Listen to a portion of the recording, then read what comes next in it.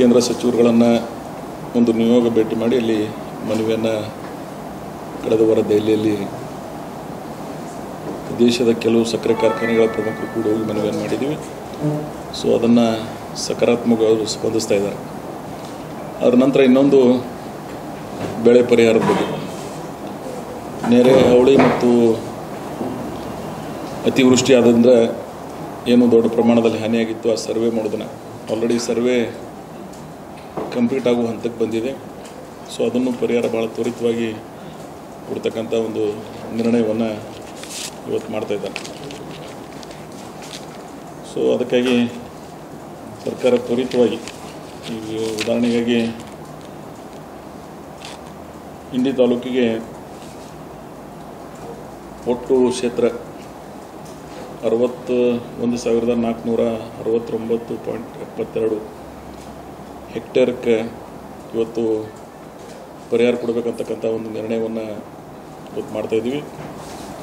So ಮಾನ್ಯ ಮುಖ್ಯಮಂತ್ರಿಗಳು ಗುಲ್ಬರ್ಗಕ್ಕೆ ಏನು ವಿಸಿಟ್ ಕೊಟ್ಟಿದ್ದರು, ವೈಮಾನಿಕ ಸಮೀಕ್ಷೆಯನ್ನು ಮಾಡಿದ್ರು, ಅವತ್ತೇನು ಘೋಷಣೆ ಮಾಡಿದರು ಅದರ ಪ್ರಕಾರ 133,57,00,000 ಸೊ ನಮ್ಮ ತಾಲೂಕಿಗೆ ಬರ್ತಕ್ಕಂಥ ಒಂದು ನಿರ್ಣಯವನ್ನು ಮಾಡಿದ್ದಾರೆ. ಸೊ ಅದನ್ನು ಕೆಲವೇ ದಿನಗಳಲ್ಲಿ ಇವತ್ತು ಗುಲ್ಬರ್ಗ, ಬೀದರ್, ಬಿಜಾಪುರ ಇನ್ನು ಕೆಲವು ಜಿಲ್ಲೆಗಳಿಗೆ ಏನು ಅತಿ ಹೆಚ್ಚು ಮಳೆಯಾಗಿದೆ ಆ ಪ್ರದೇಶಕ್ಕೆ ಪರಿಹಾರ ಕೊಡ್ತಕ್ಕಂಥ ಕಾರ್ಯ ಚುರುಕಾಗಿ ನಡೀತಾ ಇದೆ. ಅದನ್ನು ಆಗಲಿ ಅಂತೇಳಿ ನಾನು ರಾಜ್ಯ ಸರ್ಕಾರದ ಹಿರಿಯ ಅಧಿಕಾರಿಗಳನ್ನು, ವಿಶೇಷವಾಗಿ ಕಂದಾಯ ಸಚಿವರು ಸನ್ಮಾನ್ಯ ಕೃಷ್ಣ ಬೈರೇಗೌಡರು ಭಾಳ ವಿಶೇಷ ಆಸಕ್ತಿ ವಹಿಸಿ ಕಾರ್ಯವನ್ನು ಮಾಡ್ತಾಯಿದ್ದಾರೆ. ಸೊ ಇದು ತ್ವರಿತವಾಗಿ ಆಗ್ತದೆ ಅಂತಕ್ಕಂಥ ಆಶಯದೊಂದಿಗೆ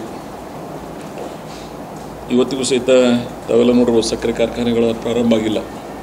ಆ್ಯಕ್ಚುಲಿ ಈ ವರ್ಷಿನ ಹಂಗಾಮ ಸರ್ಕಾರ 1ನೇ ತಾರೀಕಿಗೆ ನಿಗದಿ ಮಾಡಿತ್ತು. ಆಮೇಲೆ ಮತ್ತು ಕೆಲವು ಜನರ ಒತ್ತಾಯಕ್ಕೆ 20ನೇ ತಾರೀಕಿಗೆ ಸ್ಟಾರ್ಟ್ ಮಾಡಂತ ಹೇಳಿದರು. ಆದರೆ ಇವತ್ತಿಗೂ ಸಹಿತ ಕೆಲವು ಒಂದೆರಡು ಎಲ್ಲೂ ಪ್ರಾರಂಭ ಆಗಿವೆ. ಉಳಿದ ಕಡೆ ಇವತ್ತಿಗೂ ಸಕ್ಕರೆ ಕಾರ್ಖಾನೆಗಳು ಪ್ರಾರಂಭ ಆಗಿಲ್ಲ. ರೈತರ ಮತ್ತು ಕಾರ್ಖಾನೆಗಳ ಸಮನ್ವಯತೆಯನ್ನು ಆಗಿ ಒಂದು ನಿರ್ಣಯಕ್ಕೆ ಬರಬೇಕಾಗ್ತದೆ. ಸೊ ರೈತರು ಬದುಕಬೇಕು, ಕಾರ್ಖಾನೆಗಳು ಉಳಿಬೇಕು, ಎರಡರ ಮಧ್ಯದಲ್ಲಿಗೆ ಕೆಲವು ನಿರ್ಣಯಗಳನ್ನು ಸರ್ಕಾರ ಮತ್ತು ಅದರಲ್ಲಿ ಪ್ರವೇಶ ಮಾಡಿಸ್ಬೇಕಾಗ್ತದೆ. ಸೊ ಆ ಪ್ರಯತ್ನ ಈಗಾಗಲೇ ಸರ್ಕಾರಕ್ಕೆ ಗಮನಕ್ಕೆ ಬಂದಿದೆ. ಬೆಳಗಾವಿ ಜಿಲ್ಲೆಯಲ್ಲಾಗಲಿ, ಬಾಗಲಕೋಟೆ ಜಿಲ್ಲೆಯಲ್ಲಾಗಲಿ, ನಮ್ಮಲ್ಲಿ ಆಗಲಿ ಕೆಲವು ಕಡೆ ಹೋರಾಟಗಾರರು ಜಿಲ್ಲಾಡಳಿತಗಳಿಗೆ ಮನವಿಯನ್ನು ಕೊಟ್ಟಿದ್ದಾರೆ. ಅಲ್ಲೆಲ್ಲೇ ಹೋರಾಟಗಳು ನಡೀತಾ ಇವೆ.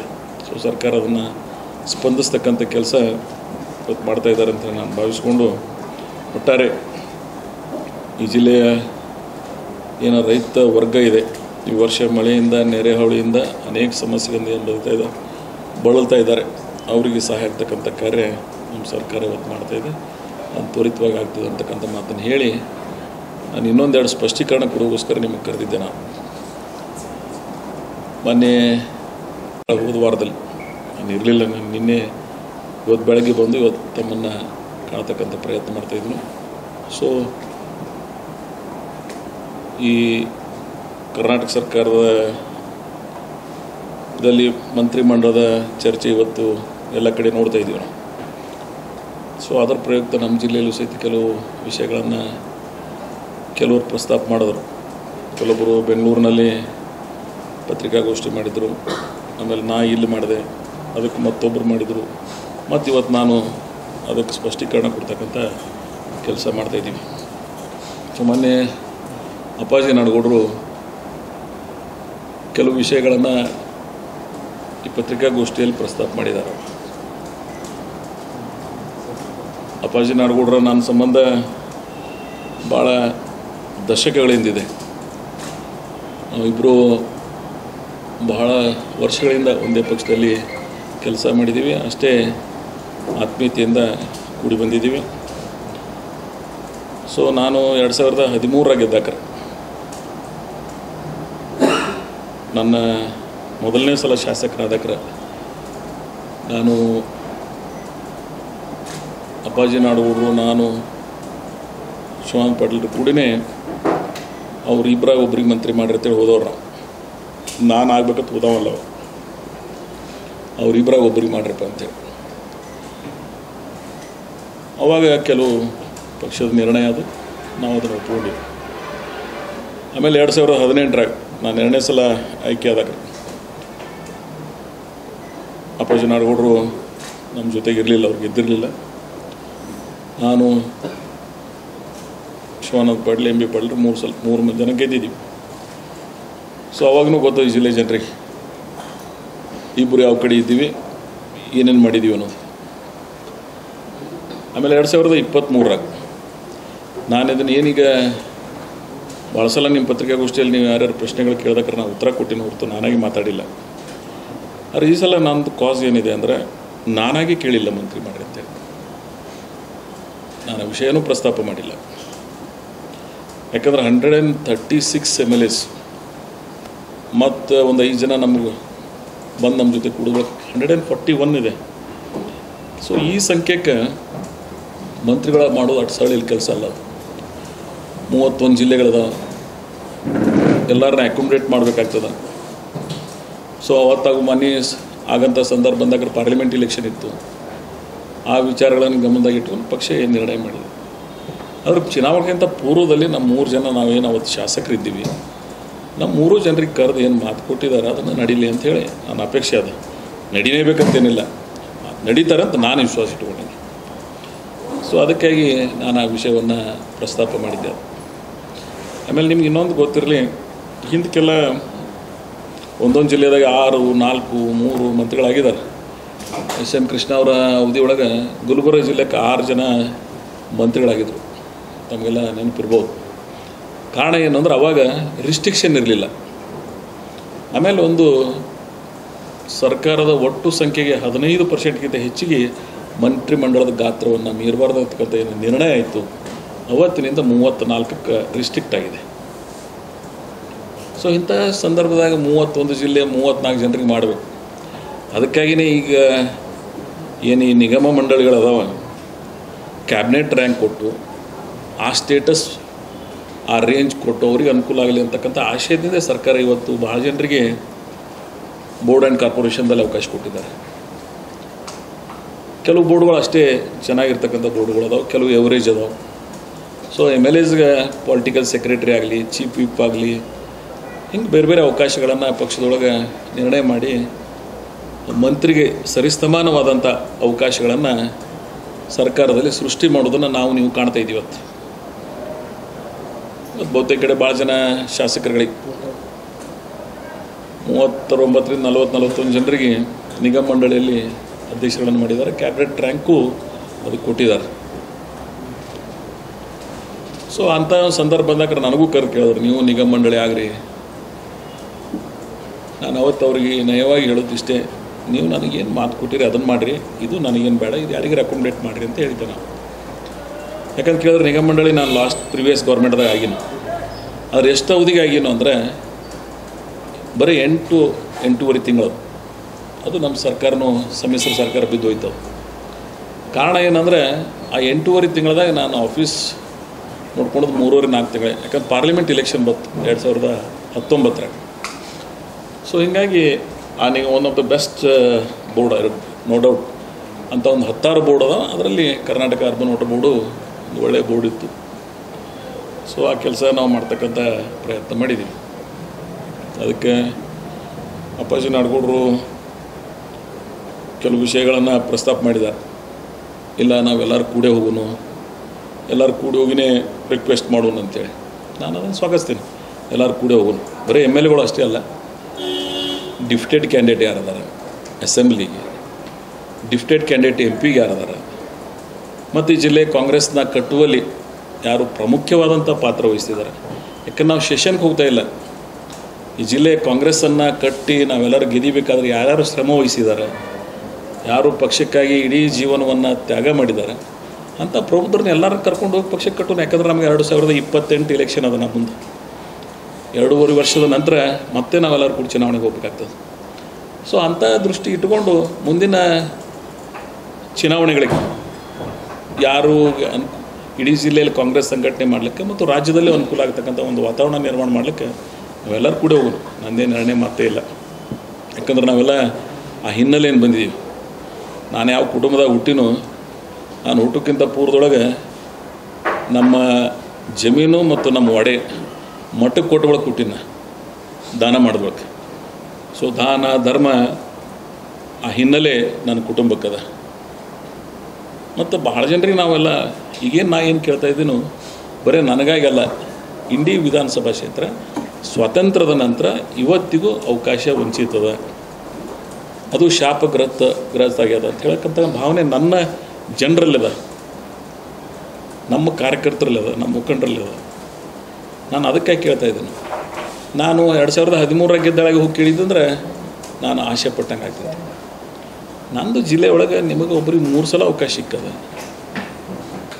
ಎಂ ಬಿ ಪಾಟೀಲ್ರಿಗೆ 2013, 2018, 2020.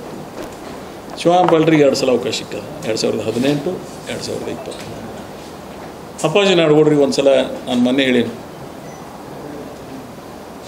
1999ರಿಂದ 2004 ಇಲ್ಲ, ವೀರೇಂದ್ರ ಪಾಟೀಲ್ರ 1989ರಿಂದ 94 ವೀರೇಂದ್ರ ಪಾಟೀಲ್ರ ನೇತೃತ್ವದಲ್ಲಿ ಗೆದ್ದಿದ್ರು.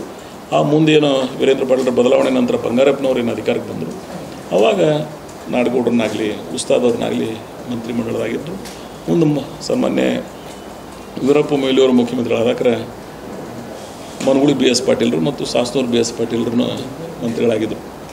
ಸೊ ಅದನ್ನು ಆ ಹಿನ್ನೆಲೆ ಇಟ್ಕೊಂಡು ನಿಮ್ಮೆಲ್ಲ 3 ಜನರಿಗೆ ಅವಕಾಶ ಸಿಕ್ಕದ, ಒಂದು ಸಲ ನನಗೂ ಅವಕಾಶ ಮಾಡಿಕೊಡ್ರಿ ಅಂತಕ್ಕಂಥ ಪ್ರಸ್ತಾವನೆಯನ್ನು ನಾನು ಪಕ್ಷದಲ್ಲಿ ಇಟ್ಟಿನೂ. ನಮ್ಮ ನಾಯಕರುಗಳ ಬಳಿ ಸನ್ಮಾನ್ಯ ಸಿದ್ದರಾಮಯ್ಯನವ್ರ ಬಳಿ, ಡಿ ಕೆ ಶಿವಕುಮಾರ್ ಅವ್ರ ಹತ್ರ, ಕೇಂದ್ರದ ನಮ್ಮ ನಾಯಕರಾಗಿರ್ತಕ್ಕಂಥ ಸನ್ಮಾನ್ಯ ಮಲ್ಲಿಕಾರ್ಜುನ ಖರ್ಗೆ ಸಾಹೇಬ್ರ ಹತ್ರ, ವೇಣುಗೋಪಾಲ್ ಅವ್ರ ಹತ್ರ, ಸನ್ಮಾನ್ಯ ಸುರ್ಜೇವಾಲ್ ಅವ್ರ ಹತ್ರ ನಾನು ಮನವಿಯನ್ನು ಮಾಡ್ಕೊಂಡಿದ್ದೆ.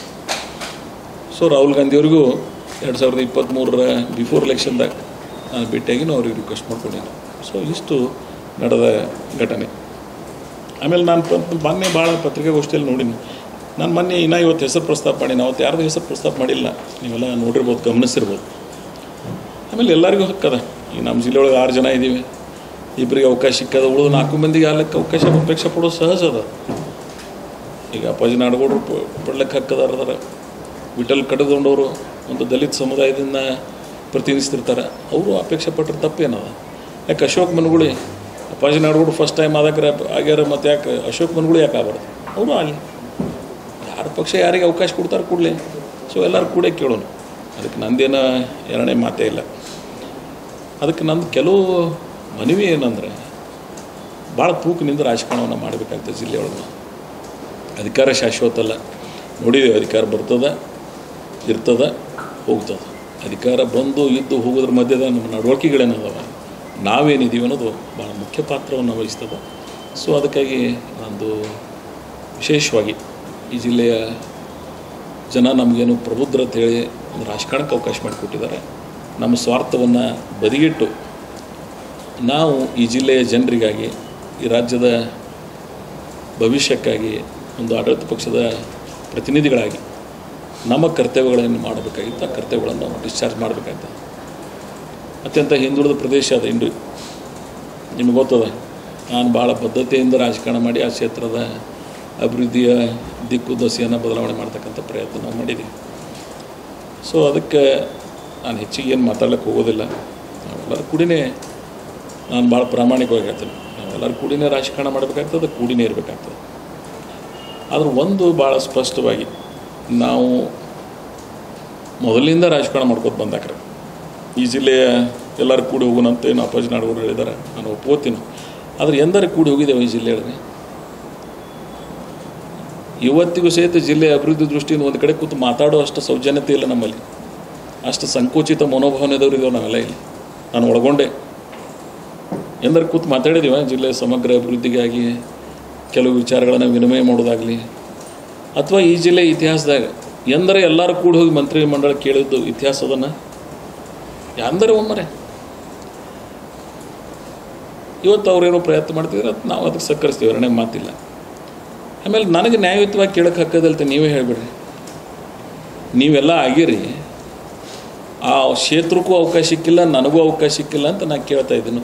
ಇದು ನ್ಯಾಯಯುತವಾಗಿ ಅದಲ್ಲೂ ನೀವೇನಿಲ್ಲಿ ಕೂತೀರಿ, ಭಾಳ ಪ್ರಜ್ಞಾವಂತರಿದ್ದೀರಿ, ಜರ್ನಲಿಸಮ್ ನಿಮ್ಮದೇ ಆದಂಥ ಅನುಭವ ಹೊಂದಿದವರಿದ್ದೀರಿ, ನೀವು ಹೇಳ್ರಿ ನನಗೆ.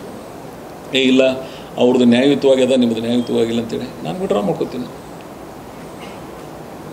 ಆಮೇಲೆ ನಾವು ಇಷ್ಟೇ ಕೇಳೋದ್ರಿಂದ ಆಗಂಗಿಲ್ಲ. ಇದು ಕರ್ನಾಟಕದಾಗ 31 ಜಿಲ್ಲೆ ಒಳಗೆ ಯಾರ್ಯಾರನ್ನ ಎಲ್ಲೆಲ್ಲ ಅಕೊಮಡೇಟ್ ಮಾಡಬೇಕು ಬಿಡಬೇಕು ಅನ್ನೋದನ್ನು ಪಕ್ಷ ನಿರ್ಣಯ ಮಾಡ್ತದೆ. ನಮ್ಮ ಅಪೇಕ್ಷೆಗಳನ್ನು ನಾವು ಭಾಳಾದ್ರೆ ಪ್ಲೀಡಿಂಗ್ ಮಾಡ್ಬೋದು, ನಮ್ಗೆ ಅವಕಾಶ ಕೊಡ್ರಿ ಅಂತೇಳಿ. ಬಟ್ ಡಿಸಿಷನ್ ಮಾಡೋರೆಲ್ಲ ಹೈಕಮಾಂಡ್.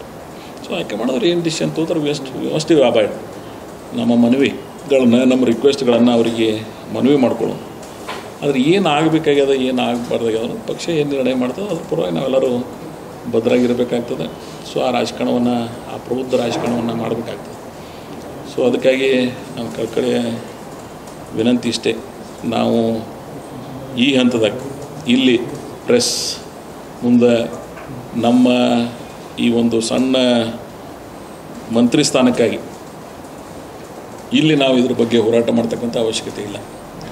ನಮ್ಮ ಮನವಿ ರಿಕ್ವೆಸ್ಟ್ಗಳನ್ನು ಎಲ್ಲಿ ತಲುಪಿಸ್ಬೇಕಾಗ್ಯದ ದೆಹಲಿ ಮತ್ತು ಬೆಂಗಳೂರು ಅಲ್ಲಿ ರಿಕ್ವೆಸ್ಟ್ ಮಾಡೋಣ. ಅವ್ರು ಪರಿಗಣಿಸಿದ್ರೆ ಯಾರಿಗೆ ಮಾಡಿದ್ರು. ಇವತ್ತು ಉದಾಹರಣೆಗೆ ಇದ್ದವರೇ ಇಬ್ಬರು ಮುಂದುವರೆಸ್ತೀವತ್ತು ಪಕ್ಷ ನಿರ್ಣಯ ಮಾಡಿದ್ರೆ yes will agree, will avoid. ಇಲ್ಲ ಅಪ್ಪಾಜಿ ನಾಡಗೌಡ್ರಿ ಮಾಡ್ತೀವಿ ಅಂತಂದ್ರೆ ಎಸ್ ಐ ವಿಲ್ ಅಗ್ರಿ. ಬೇಡ ಅವರಿಬ್ಬರು ಹೊಸದಾಗಿ ಅದಾರ ಅವ್ರಿಬ್ಬರಾಗ ಒಬ್ಬರು ಮಾಡ್ತೀವಿ ಅಂದ್ರೆ ಎಸ್ ಐ ವಿಲ್ ದ್ಯಾಟ್ ಅಲ್ರಿ.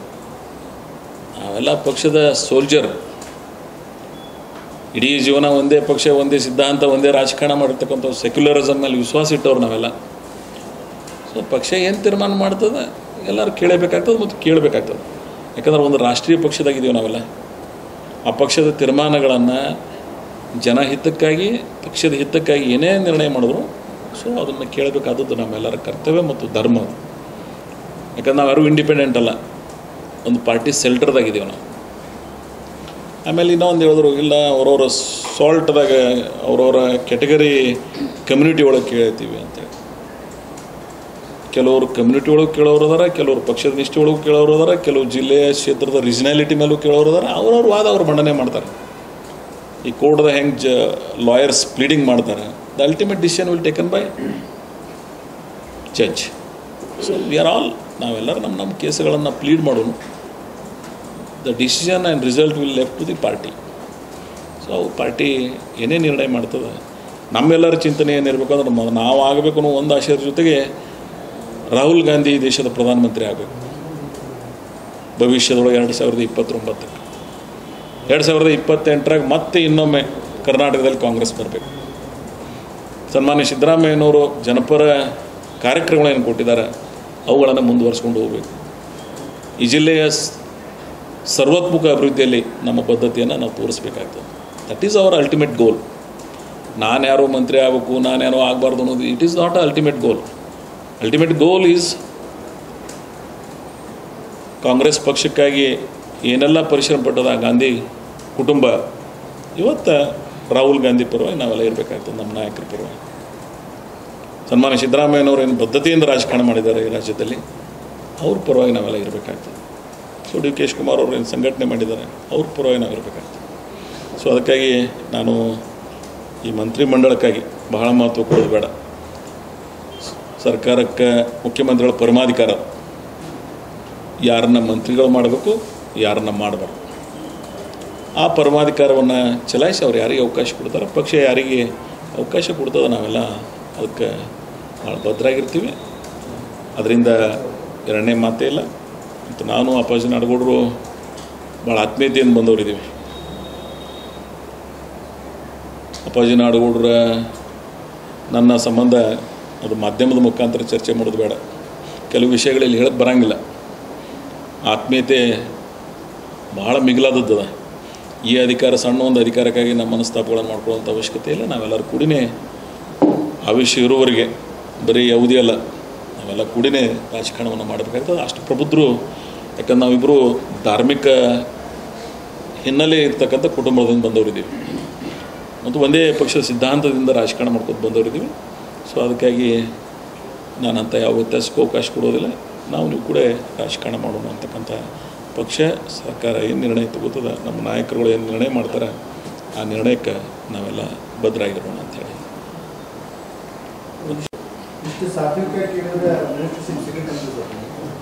ಸಾತ್ವಿಕತೆಯಿಂದ ರಾಜಕಾರಣ ಮಾಡಿ ನಾನು 37 ವರ್ಷ.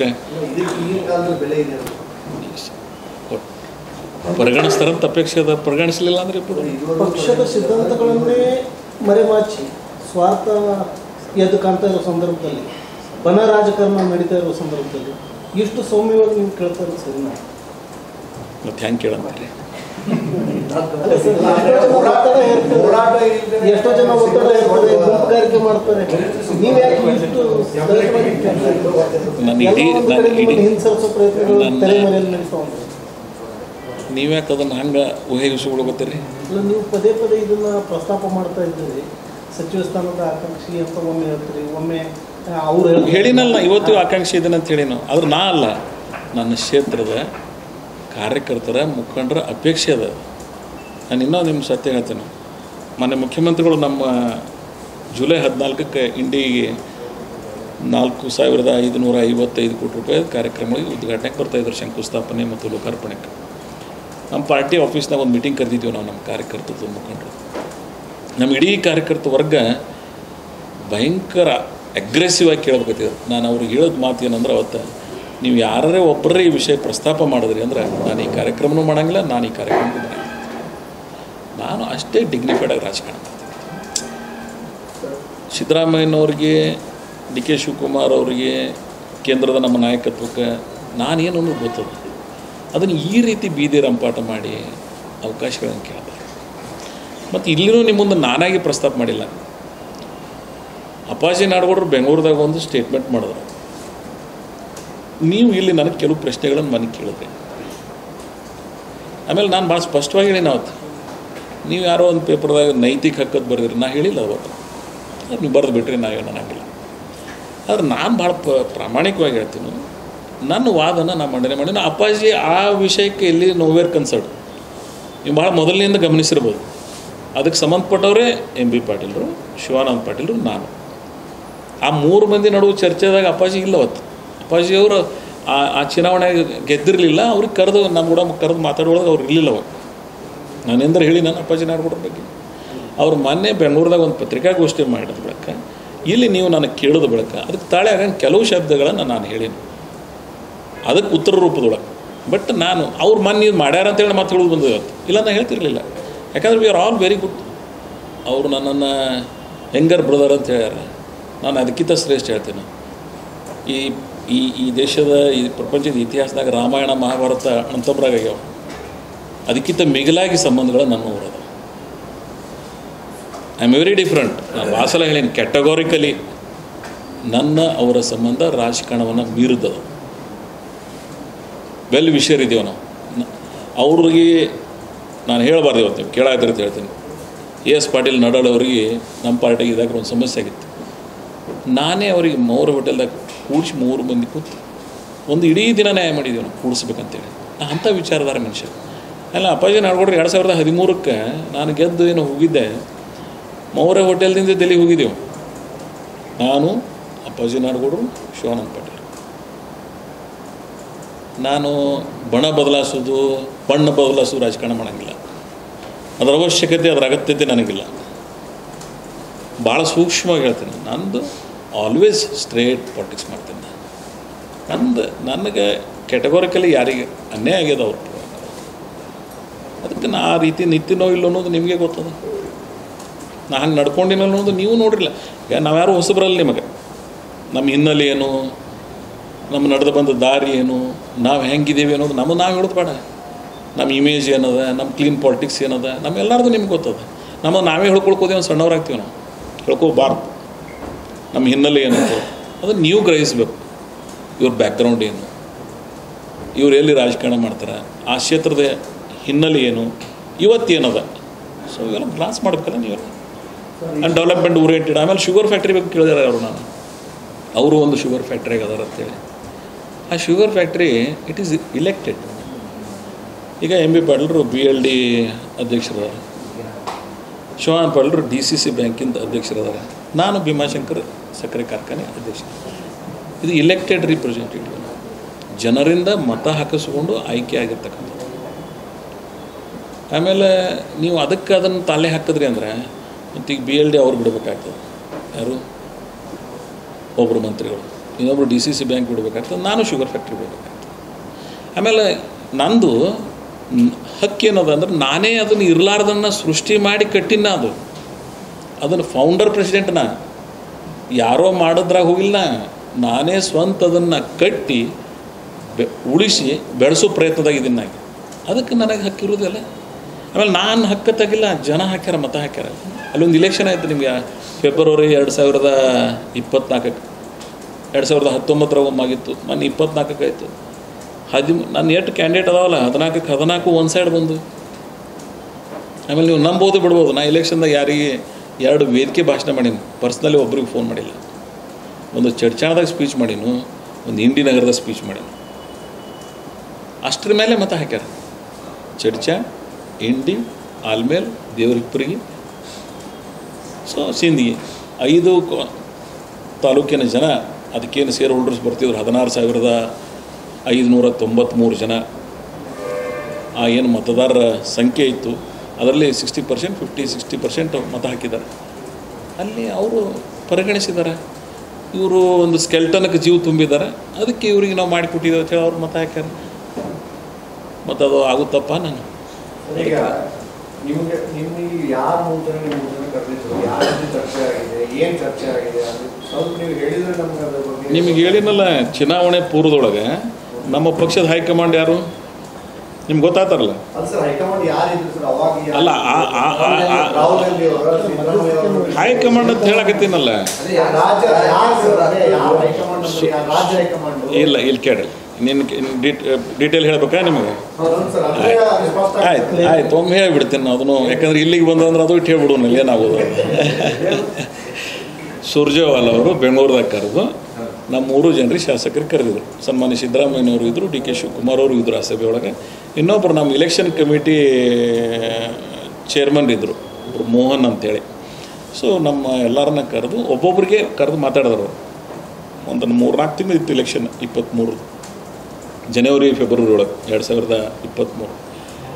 ನೀವೆಲ್ಲರೂ ಕೂಡಿನೇ ನಿಮ್ಮ ನೇಬರಿಂಗ್ ಕಾನ್ಸ್ಟಿಟ್ಯೂನ್ಸಿಗಳು ಇದು ಮಾಡಿರಿ, 3 ಮಂದಿ ಕೂಡಿ ಇಲೆಕ್ಷನ್ ಮಾಡಿರಿ, ನಾವು ನಿಮಗೆಲ್ಲರಿಗೂ ಅವಕಾಶ ಕೊಡ್ತಕ್ಕಂಥ ಪ್ರಯತ್ನ ಮಾಡ್ಕೊತೀವಿ. ಆಯ್ತು ಅಂತ ಹೇಳಿ ಅದರ ನಂತರ ದಿಲ್ಲಿಗೆ ಕರೆದು ಮಾತಾಡಿದ್ದಾರೆ. ದಿಲ್ಲಿಯ ಏನೋ ನಮ್ಮ ನಾಯಕತ್ವದ ಅಲ್ಲಿ ಕರೆಸು ನಮಗೆ ಮಾತಾಡಿದ್ದಾರೆ. ಸೊ ಆ ವಿಶ್ವಾಸದ ಮೇಲೆ ಇಡೀ ಚುನಾವಣೆ ಪ್ರಚಾರದೊಳಗೆ ನನ್ನ ಕ್ಷೇತ್ರದ 80 ಊರೊಳಗೆ ನಮ್ಮ ಕಾರ್ಯಕರ್ತರು ಚುನಾವಣೆ ಭಾಷಣದೊಳಗೆ ಇದನ್ನೇ ಮೇನ್ ಇಶ್ಯೂ ಇಟ್ಟೇ ಭಾಷಣ ಮಾಡಿದ್ದಾರೆ. ನಾನು ಇದನ್ನು ಗೆದ್ದೊಳಗೆ ಕೇಳಕತ್ತಿಲ್ಲ, ಚುನಾವಣೆ ಪೂರ್ವದೊಳಗೆ ಅದು ನಮ್ಮ ಕ್ಷೇತ್ರದ ಜನರ ಆಶಯ ಅದ. ಅದಕ್ಕೆ ನಾನು ಪ್ರತಿಪಾದನೆ ಮಾಡಿದ್ರು ಖುಷಿ ಅದ, ಮಾಡಲಿಕ್ಕೆ ಖುಷಿ ಅದ. ನಿಮ್ಗೆ ಹೇಳಿಬಿಡ್ತೀನಲ್ಲ, ನಾವೆಲ್ಲ ಪಾರ್ಟಿ ಸೋಲ್ಜರ್ಸ್. ಪಾರ್ಟಿ ಏನೇ ಡಿಸಿಷನ್ ತೊಗೊಂಡ್ರು ನಾವು ಅದನ್ನು ಪಾಲಿಸ್ತೀವಿ. ಚುನಾವಣೆ ಪೂರ್ವದಲ್ಲಿ ಬಂದಾಗ ಕೂಡ ಸಿದ್ದರಾಮಯ್ಯ ಅವರು ಮಾಡ್ತೀವಿ, ನೀವು ಇದುವರೆಗೆ ಮತ ನೀಡಬೇಕು ಅಂತ ಹೇಳಿ ಇಲ್ಲ ಮಾಡ್ತೀವಿ ಅಂತ ಹೇಳಿಲ್ಲ. ಅವ್ರು ನನ್ನ ಕ್ಷೇತ್ರಕ್ಕೆ ಬಂದಿದ್ದರು ಜನಧ್ವನಿ ಕಾರ್ಯಕ್ರಮಕ್ಕೆ. ಕೆಲವೊಬ್ಬರು ಪ್ರಶ್ನೆ ಮಾಡಿದ್ರು, ಅವ್ರು ಏನು ಹೇಳಿದ್ರು, ನೀವು ಮೊದಲು ಅವ್ರನ್ನ ಗೆಲ್ಲಿಸಿ ಆಮೇಲೆ ನಾವು ನೋಡ್ತೀವಿ ಅಂತ ಹೇಳಿದ್ದಾರೆ. ನಾನು ಅದನ್ನು ಇಲ್ಲ ನಾನು ಹಂಗೆ ಹೇಳಂಗಿಲ್ಲ, ಹಂಗೆ ಹೇಳಬಾರ್ದು. ನನ್ನ ಇಂಡಿ ವಿಧಾನಸಭಾ ಕ್ಷೇತ್ರದೊಳಗೆ ಫೆಬ್ರವರಿ 11ನೇ ತಾರೀಕಿನ ದಿನ 2023ಕ್ಕೆ ಕ್ಯಾಟಗಾರಿಕಲಿ ಅವ್ರು ಇದನ್ನು ಹೇಳಿದರು. ನಾನು ಕ್ಯಾಟಗಾರಿಕಲಿ ಹೇಳ್ತೀನಿ. ಆದರೆ ಅವ್ರು ನೋಡ್ರಿ, ನಾನು ಆಗಲೇ ಏನು 136 ಜನ ಅದಾರೆ. ಹಿಂದಕ್ಕೊಂದು ಕಾಲ ಇತ್ತು, ಕೆಲವೇ ಜನ ಮಂತ್ರಿಗಳಾಗಲಿಕ್ಕೆ ಅಪೇಕ್ಷೆ ಪಡ್ತಿದ್ರು. ಈಗ ಎಲ್ಲರಿಗೆ ಅಪೇಕ್ಷೆ ಅದ. ನಾನು ತಪ್ಪು ಅನ್ನಂಗಿಲ್ಲ, ರಾಜಕಾರಣ ಅಲ್ಲಿಗೆ ಬಂದುಬಿಟ್ಟದು. ಈಗ ಅಪ್ಪಾಜಿ ನಾಡಗೌಡ್ರೆ ಪ್ರೆಸ್ ಮೀಟಿಂಗ್ನಾಗ ಹೇಳಿದ್ರು, ಇಲ್ಲ ಕೆಲವು ಶಾಸಕರ ಕೆಲಸ ಆಗಂಗಿಲ್ಲ, ಬರೀ ಮಂತ್ರಿಗಳು ಕ್ಯಾಬಿನೆಟ್ನಾಗ ಅವ್ರವ್ರು ಕೂಡ್ತಾರೆ, ಅವ್ರವರೇ ಮಾತಾಡ್ಕೋತಾರೆ, ಅವ್ರದ್ದು ಡಿಪಾರ್ಟ್ಮೆಂಟದ್ದು ಏನು ಸ್ಯಾಂಕ್ಷನ್ ಆಗ್ತದೆ ಅವ್ರಿಗೆ ಗೊತ್ತಾಗ್ತದೆ, ಅವ್ರು ಕೆಲಸ ಮಾಡ್ತಾರೆ, ಅವ್ರ ಕೆಲಸ ಮಾಡ್ತಾರೆ, ಶಾಸಕರ ಕೆಲಸ ಆಗಂಗಿಲ್ಲ ಅಂತ ಹೇಳಿದ್ರು. ಆ್ಯಕ್ಚುಲಿ ಪಕ್ಷದ ವಿಚಾರಧಾರೆಗಳ ಪ್ರಕಾರ ನಮ್ಮ ಮಂತ್ರಿಗಳು ನಮ್ಮ ಸರ್ಕಾರದ ಬಗ್ಗೆ ನಾವೇ ಮಾತಾಡಬಾರ್ದು. ಆದರೆ ಅವ್ರು ನೊಂದ್ಕೊಂಡು ಮಾತಾಡಿದ್ದಾರೆ, ತಪ್ಪು ಅನ್ನೋಂಗಿಲ್ಲ. ಅವ್ರಿಗೆ ನೋವಾಗಿದೆ, ಮಾತಾಡಿರ್ಬೇಕು. ಯಾವುದು ಯಾಕೆ ನಿಮಗೆ ಈ ಶಬ್ದಗಳದಾಗ ಎಲ್ಲರೇ ಶಕ್ತಿ ಪ್ರದರ್ಶನದ ವಾಸನೆ ಬಂದದ ನಿಮಗೆ?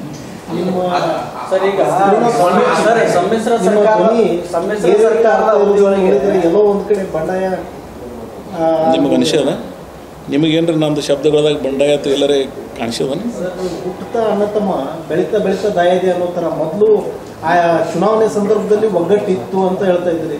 ಅವಾಗ ಎಲ್ರಿಗೂ ಮಾತು ಕೊಟ್ಟಿದ್ರು. ಇಲ್ಲ, ಬಿಜಾಪುರ ಜಿಲ್ಲಾ ರಾಜಕಾರಣ ಟೆಕ್ನಿಕಲ್ ರಿಲೇಷನ್ಸ್ ಇರ್ತಾವೆ ಕೆಲವು ಜನ. ಆದರೆ ಅಪ್ಪಾಜಿ ನಂದು ಟೆಕ್ನಿಕಲ್ ರಿಲೇಷನ್ ಅಲ್ಲ, ನಮ್ಮದೊಂದು ಡಿಫ್ರೆಂಟ್ ರಿಲೇಷನ್ ಅಂತ ಹೇಳಿದೆ ನಾನು. ನಾನು ಹೇಳಿನಲ್ಲ, ಬಿಜಾಪುರ ರಾಜಕಾರಣ ನೀವು ಯಾರು ನೋಡಿಲ್ಲ, ನಾವೆಲ್ಲ ಹೆಂಗಿದೆವು ಅಂತೇಳಿ. ಸರ್, ಈಗ ಸಮ್ಮಿಶ್ರ ಸರ್ಕಾರದ ಅವಧಿಯೊಳಗೆ ಅಧಿಕಾರ ಹಂಚಿಕೆ ಮಾತು ಕೇಳಬಹುದು. ನೀವು ಆಗಲೂ ಕೂಡ ಒಂದು ಸೂಚ್ಯವಾಗಿ ಇಲ್ಲ, ಈ ಸಮ್ಮಿಶ್ರ ಸರ್ಕಾರದೊಳಗೆ ಅಧಿಕಾರ ಹಂಚಿಕೆ ಒಪ್ಪಂದ ಆಗಿದೆ. ಅದನ್ನು ಅವತ್ತಿನ KPCC ಅಧ್ಯಕ್ಷರಾಗಿರ್ತಕ್ಕಂಥ ದಿನೇಶ್ ಗುಂಡ್ರಾವ್ ಇದ್ದರು, ಸಾಮಾನ್ಯ ವೇಣುಗೋಪಾಲ್ ಅವರಿದ್ದರು, ನಮ್ಮ ಜನರಲ್ ಸೆಕ್ರೆಟರಿ ಇದ್ರು. ಈಗ ಆರ್ಗನೈಸಿಂಗ್ ಜನರಲ್ ಸೆಕ್ರೆಟರಿ ಅದಾರ. ಅವಾಗ ನಮ್ಮ ಸ್ಟೇಟದು ಇನ್ಚಾರ್ಜ್ ಇದ್ರು ಅವರು. ಅವಾಗೂ ಆಗಿತ್ತೆ ಅದು. ಅದ್ರ ಮುಂದೆ ದುರ್ದೈವಶಾತ್ ಸರ್ಕಾರ ಬಿದ್ದು ಹೋಯ್ತು. ಆ ವಿಷಯ ಪ್ರಸ್ತಾಪಕ್ಕೆ ಬರೋಂಗಿಲ್ಲ. ಅವಾಗ ಅದದ್ದು 20 ತಿಂಗಳಿಗೆ, ಅದನ್ನು ಹೇಳ್ತೀನಿ, 20 months. ಬಟ್ ಅದು ಪ್ರಶ್ನೆನೇ ಬರಲಿಲ್ಲ. ಸರ್ಕಾರನೇ, ನಮ್ಮ ಸಮ್ಮಿಶ್ರ ಸರ್ಕಾರನೇ ಬಿದ್ದು ಹೋಯ್ತು. ಸೊ ಆ ವಿಷಯ ಅಲ್ಲಿಗೆ ಆಯ್ತು. ಇಷ್ಟು ದಿವಸ ನೀವು ಸೈಲೆಂಟಾಗಿ ಉಳಿದಿರೋದ್ರಿಂದ ಒಂದು ಶಕ್ತಿ ಇದೆ ಸರ್. ಆ ಶಕ್ತಿ ಪ್ರದರ್ಶನ ಆಗುವಂಥ ಸಾಧ್ಯತೆಗಳು ಏನಾದರೂ ಇದೆಯಾ? ಶಕ್ತಿಯನ್ನು ಪ್ರದರ್ಶನ ಮಾಡ್ತಕ್ಕಂಥ ಅವಶ್ಯಕತೆ ಇಲ್ಲ. ನಿಷ್ಠೆ, ಪ್ರಾಮಾಣಿಕತೆ, ಒಳ್ಳೆತನ ಕೈ ಹಿಡಿತದೆ ಅಂತ ನಾನು ಭಾವಿಸಿದ್ದೀನಿ. ಈಗ 4 ಗೋಡೆಗಳ ಮಧ್ಯೆ 3 ಜನರ ಮಧ್ಯೆ ಆಗಿರ್ತಕ್ಕಂಥ ಈ ಒಪ್ಪಂದ ಈ ದಿನ ನಾನು ಹೆಸರು ಹೇಳಿರಲಿಲ್ಲ. ಇವತ್ತು ಕ್ಯಾಟಗೋರಿಕಲಿ ಹೆಸರುಗಳನ್ನು ಹೇಳಕತ್ತೀನಿ. ಅದು ನೀವು ಕೇಳಿರಿ ಅಂತ ಹೇಳಿ, ಇಲ್ಲ ನಾನು ಹೇಳ್ತಿದ್ದಿಲ್ಲ. ನೀವು ಅವ್ರಿಗೆ ಕೇಳಬೇಕು, ಅವ್ರ ಬಗ್ಗೆ ನನಗೇನು ಹಕ್ಕದು ಹೇಳ್ತೀರಿ? They are all enjoyed the post.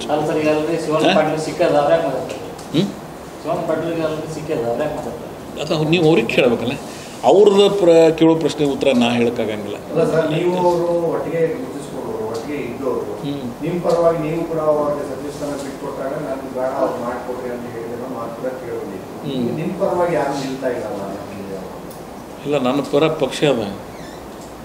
Confidence ಅಲ್ಲ, ಕೆಲವೊಬ್ರು ಸಚಿವರು ಮಾತು ಕೊಟ್ಟಂಗೆಲ್ಲ ನಡ್ಕೊಳಕ್ ಆಗತ್ತೆ ಅನ್ನೋದಿದ್ದಾರೆ. ಅಲ್ಲ, ಅದು ನಿಮ್ಮ ಪ್ರಕಾರ ನಮ್ಮ ದೇಶದ ರಾಜಕಾರಣದ ವ್ಯವಸ್ಥೆ ಒಳಗೆ ಮಾತಿಗೆ ಬೆಲೆ ಅದನೋ ಇಲ್ಲ? ಬೆಲೆ ಅದೇನಿಲ್ಲ. ಪಕ್ಷ ನಿರ್ಧಾರ ಅಲ್ಲಲ್ಲ, ಮಾತಿಗೆ ಬೆಲೆ ಅದನೋ ಇಲ್ಲೋ? ಯಾವ ಕಾಲರ ಇರಲಿ, ಮಾತುಕತೆಗೆ ಅದು ಒಂದು ಇದು ಅದನೋ ಇಲ್ಲೋ, ಮೌಲ್ಯಗಳು ಅದಾವೋ ಇಲ್ಲೋ? ನಾನು ಆ ಸಿದ್ಧಾಂತದಿಂದ ರಾಜಕಾರಣ ಮಾಡಿ. ನೀವು ನೋಡಿರ್ಬೋದು, ನನಗೆ ಒಂದು ಸಲ ನಮ್ಮಲ್ಲಿ ಡಿಸ್ಕ್ವಾಲಿಫೈ ಆಗಿತ್ತು MLA ಅವರು 2008ರಿಂದ 2013 11 ತಿಂಗಳು. ಆ ಟೈಮ್ ನಾನು ಭಾಳ ದಿನ ಮೀಡಿಯಾದಾಗೆಲ್ಲ ಬರೆದ್ರಿ, ನನಗೆ ಕೇಳಿದ್ರಿ ನೀವು, ಇಲ್ಲ ನೀವೆಲ್ಲ ಬೇರೆ ಪಕ್ಷಕ್ಕೆ ಹೋಗೋರಿದ್ದೀರೇನು, ಅದು ಸರ್ಕಾರದ ನಿಮ್ಮನ್ನು ಅಭ್ಯರ್ಥಿ ಮಾಡ್ಬೇಕಂತಾರ ಅಂತೇಳಿ. ನಾನು ಅವತ್ತು ಒಂದು ಮಾತು ಹೇಳಿದೆ, ನನ್ನ ಆಯುಷ್ಯದ ಕೊನೆಯ ದಿನ ನಾನು ಕಾಂಗ್ರೆಸ್ನಾಗ ಕಳೀತೀನಿ. ನಾನು ಮನೆಯೂ ಒಂದು ಪತ್ರಿಕಾಗೋಷ್ಠಿ ಒಂದು ಮಾತು ಹೇಳಿದೆ, ಅವಕಾಶ ಸಿಗಲಿ ಬಿಡಲಿ, ನನ್ನ ಜೀವನದ ಕೊನೆಯ ದಿನ ಕಾಂಗ್ರೆಸ್. ಇದು ನಮ್ಮ ಫಾದರ್ದಿಂದ ಬಂದ ಟ್ರೆಡಿಷನ್. ನಮ್ಮದು ಸೆಕೆಂಡ್ ಜನ್ರೇಷನ್ ಅಂತ. ನಮ್ಮ ಫಾದರ್ B. ಚೌಧರಿ ಅವರು, ಕಾಳಿಂಗಪ್ಪ ಚೌಧರಿ ಅವರು, ಗುಡ್ದಿನ್ನಿಯವರು, BM ಪಾಟೀಲರು ಕೂಡ ರಾಜಕಾರಣ ಮಾಡ್ಯಾರ. ನಾವು ಈಗೆಲ್ಲರೂ ಕೂಡ ಮಾಡ್ತಾಯಿದ್ದೀವಿ. ಸೊ ನನಗೆ I am most committed to the party ideology. ಆ ಸೆಕ್ಯುಲರಿಸಮ್ ಸಿದ್ಧಾಂತ ಏನದಲ್ಲ, ಅದನ್ನು ಮನಸ್ಸು ಪೂರ್ತಿ ಒಪ್ಕೊಂಡಿನು. ನಾನು ಅದಕ್ಕಾಗಿಯೇ ನನ್ನ ತಾಲೂಕಿನ ಕ್ಷೇತ್ರದ ರಾಜಕೀಯ, ಈ ಜಿಲ್ಲೆಯೊಳಗೆ ಅತಿ ಹೆಚ್ಚು ಅಧಿಕಾರಗಳನ್ನು ಕೊಟ್ಟಿರ್ತಕ್ಕಂಥ ಕ್ಷೇತ್ರ, ಸಾಮಾಜಿಕ ನ್ಯಾಯವನ್ನು ಮಾಡಿರ್ತಕ್ಕಂಥ ಕ್ಷೇತ್ರ ಎಲ್ಲರಿದ್ದರೆ ನೀವು ಅದು ಇಂಡಿಗೆ ಬಂದು ನೋಡ್ಬೋದು.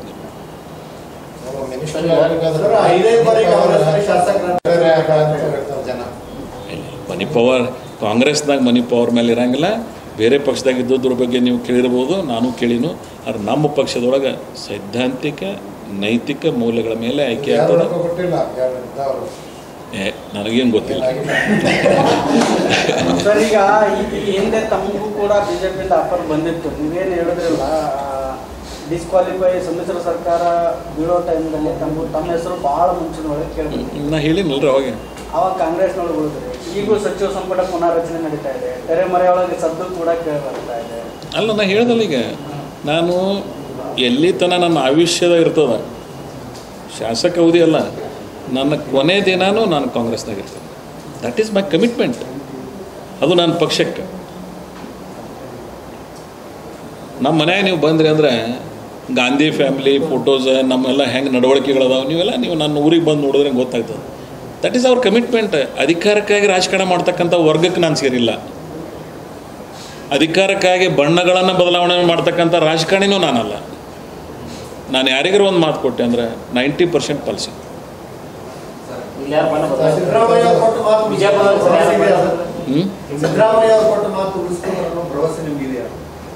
ಇಡೀ ಕಾಂಗ್ರೆಸ್ ಪಕ್ಷದ ಮೇಲೆ ನನ್ನ ವಿಶ್ವಾಸ ಅದು. ಸರ್ JDSದಾಗೆ ಹಿಂಗೆ ದತ್ತ ಅಂತ ಗೊತ್ತಿರ್ಬೋದು, ಸೇಮ್ ಸಿದ್ಧಾಂತ ನಿಮ್ದು ಹೌದು. ಅವ್ರ ಪ್ರಸಿದ್ಧಿ ಏನಾಗಿದೆ ಈಗ? ಅದು ದತ್ತನ ಹೆಸರು ನೆನ್ಪು ಮಾಡ್ಕೊಂಡ್ರಲ್ಲ, ದತ್ತಾಗ ಅಧಿಕಾರ ಸಿಕ್ಕಿರ್ಲಿಕ್ಕಲ್ಲ, ಅವ್ರು ದತ್ತ ಯಾಕೆ ನೆನೆಸ್ಕೊಂಡ್ರಿ ಬಿಜಾಪುರದಾಗ? ದತ್ತ ಎಲ್ಲಿ? ಚಿಕ್ಕಮಗಳೂರು ಜಿಲ್ಲೆಯ ಒಬ್ಬ ವ್ಯಕ್ತಿ ಹೆಸರ ಇಲ್ಲಿ ನೀವು ನೆನಪಿಸ್ಕೋತೀರಿ ಅಂದರೆ ಬಿಕಾಸ್ ಆಫ್ ಹೀಸ್ ಐಡಿಯಾಲಜಿ, ಅವನು ಒಳ್ಳೆತನ. ನಾನು ಈ ಭೂಮಿ ಮೇಲೆ ಹೋದ ನಂತರ ಈ ಐಡಿಯಾಲಜಿಯನ್ನು ನೆನಪಿಸ್ಕೊಳ್ಳಿ ಅಂತಕ್ಕಂಥ ಸಿದ್ಧಾಂತಕ್ಕಾಗಿ ಬದುಕ್ತಾ ಇದ್ದೀನಿ.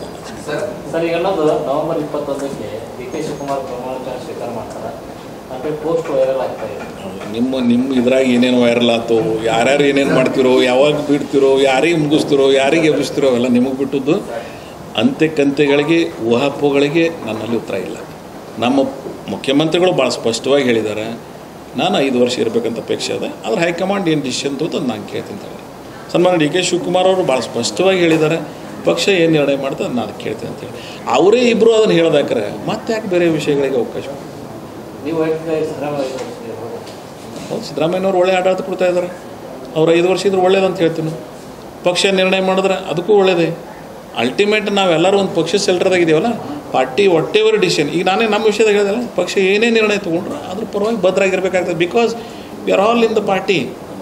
ಆ ಪಾರ್ಟಿಯ ಚೌಕಟ್ಟುಗಳನ್ನು ಮೀರಿ ಮಾತಾಡ್ಲಿಕ್ಕೆ ಬರೋದಿಲ್ಲ ನಮಗೆ. ನಾವ್ಯಾರು ಇಂಡಿಪೆಂಡೆಂಟ್ ಅಲ್ಲ. ಸರ್, ಕೆಲವೊಬ್ರು DK ಶಿವಕುಮಾರ್ ಅವ್ರ ಪರವಾಗಿ ಬಂದವರಾಗಿ ನಿಂತು ಮಾತಾಡ್ತಾ ಇದ್ದಾರೆ, ಕೆಲವೊಬ್ರು ಸಿದ್ದರಾಮಯ್ಯ ಪರವಾಗಿ ನಿಂತು ಮಾತಾಡ್ತಾ ಇದ್ದಾರೆ. ನೀವು ಯಾರ ಪರವಾಗಿ ಅಥವಾ ನೀವು? ನಾನು ಪಕ್ಷದ ಪರವಾಗಿ, ಕಾಂಗ್ರೆಸ್ ಪಕ್ಷದ ಪರವಾಗಿ. ಅವರೆಲ್ಲರೂ ನಮ್ಮ ನಾಯಕರು, ಅವರಿಂದ ಈ ರಾಜ್ಯಕ್ಕೆ ಒಳ್ಳೇದಾಗ್ಯದ, ಮುಂದೆ ಒಳ್ಳೇದಾಗ್ತದೆ. ನಾನು ಅದ್ರ ಬಗ್ಗೆ ಇನ್ನೂ ಮಾತಾಡ್ತೀನಿ. ಹಬ್ಬಗಳ ಪ್ರಯುಕ್ತ ಪ್ಯಾಜಿಯೋ ಆಪೆ ಶೋರೂಂನಲ್ಲಿ ಭವ್ಯ ಮಾರಾಟದ ಸಂಭ್ರಮ.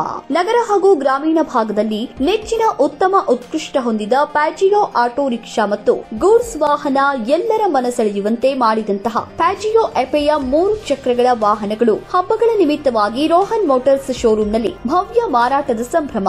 ವಿಜಯಪುರ ನಗರದ ಇಂಡಿ ರಸ್ತೆ ಬೈಪಾಸ್ನಲ್ಲಿ ಇರುವಂತಹ ಪ್ರಸಿದ್ಧ Rohan motors Piaggio Ape showroom Piaggio vehicle ಖರೀದಿ ಜೋರಾಗಿ ನಡೆದಿದ್ದು ಗ್ರಾಹಕರು ಇದರ ಸದುಪಯೋಗ ಪಡೆದುಕೊಳ್ಳಲಿ ಅಂತ ರೋಹನ್ ಮೋಟಾರ್ಸ್ ಅವರ ಅಪೇಕ್ಷೆ. ಪ್ಯಾಜಿಯೋ ಆಪೆಯ ವಿವಿಧ ಮಾಡೆಲ್ಗಳು ಅಂದ್ರೆ Piaggio Ape E City, FX max, Ape E City ultra, 3 wheeler cargo vehicle Ape, XLC HD, Ape auto classic, Ape metro, Ape NXT plus auto, Ape XLCA classics ಮತ್ತು Ape EXLCA 3 wheeler cargo vehicle ಸಂಚಾರ ಹಾಗೂ commercial vehicle. ಪ್ಯಾಜಿಯೋ ಆಪೆಯ ವಿವಿಧ ಮಾಡೆಲ್ಗಳ ವಾಹನ ಲಭ್ಯವಿದ್ದು ಗ್ರಾಹಕರು ಇದರ ಸದುಪಯೋಗ ಪಡೆದುಕೊಳ್ಳಲು ಮನವಿ.